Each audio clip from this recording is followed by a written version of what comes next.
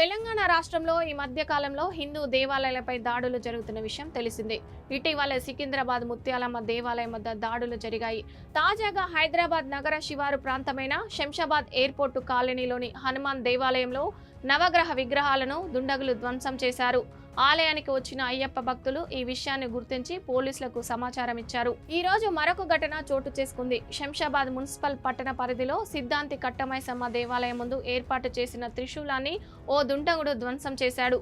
దుండగుడిని పట్టుకొని చితకబాది పోలీసులకు అప్పగించారు స్థానికులు.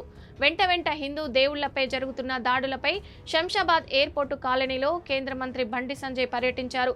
విగ్రహాల ధ్వంసాన్ని బండి సంజయ్ ఖండించారు. దేవాలయాలపై జరుగుతున్న దాడులను గుర్తించి వెంటనే అరెస్ట్ చేయాలని బీజేపీ తరపున రాష్ట్ర ప్రభుత్వాన్ని ఆయన డిమాండ్ చేశారు. కాంగ్రెస్ పార్టీ ఓ వర్గానికి కొమ్ము కాస్తుందని దుయ్యబట్టారు. ఓట్ల కోసమే ప్రభుత్వం సైలెంట్ గా ఉంటుందని విమర్శించారు. ఈ విగ్రహ ధ్వంసాలపై సీఎం రేవంత్ రెడ్డి ప్రభుత్వం వెంటనే స్పందించాలని డిమాండ్ చేశారు. బండి సంజయ్ ఈ కార్యక్రమంలో బీజేపీ రాష్ట్ర కార్యవర్గ సభ్యులు బుక్క వేణుగోపాల్, డాక్టర్ ప్రేమ్రాజ్, కార్పొరేటర్ తోకల శ్రీనివాస్ రెడ్డి, రంగారెడ్డి జిల్లా అధ్యక్షులు బొక్క నరసింహారెడ్డి, నానవాల కుమార్ యాదవ్ తదితరులు పాల్గొన్నారు.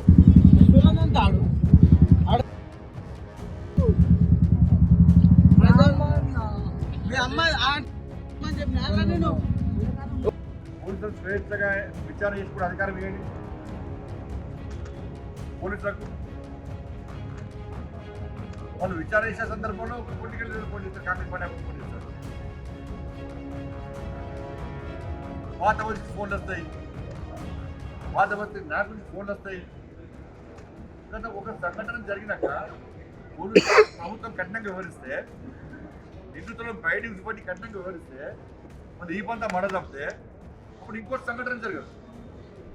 ఒక సంఘటన జరిగినప్పుడు నామమాత్రంగా స్పందించి దేవుడు ఒక్కరోజు హంగామా చేసి దాన్ని వదిలిపెడితే ఆ సంఘటనలు పునరావృతమవుతా ఉంటాయి.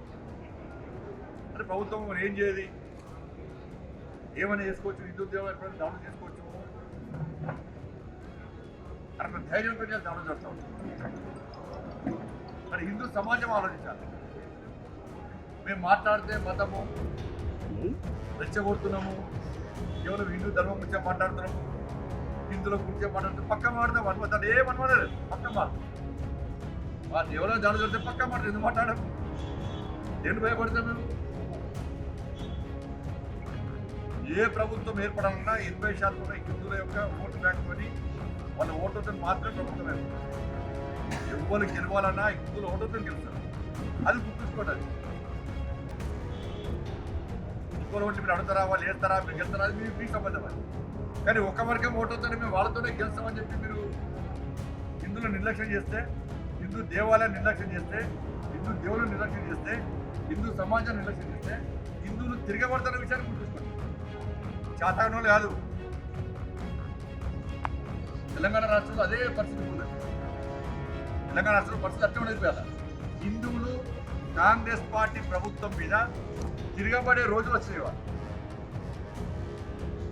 ఎక్కడైనా చర్చ అదే జరుగుతుంది. మాలుగుల గ్రామాల పోతే కూడా అరే ఏంద్రపై ఈ కాంగ్రెస్ పార్టీ ప్రభుత్వం ఏర్పడిన తర్వాత గతంలో జరిగిన దాడులు ఆ శుద్ధ పుస్తలు ఏం కాదు, చక్కెర పుస్తలు ఏం కాదు, బీఆర్ఎస్ పార్టీ వాళ్ళకంతే.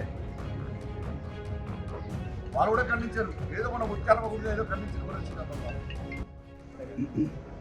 ధన్యవాదాలు.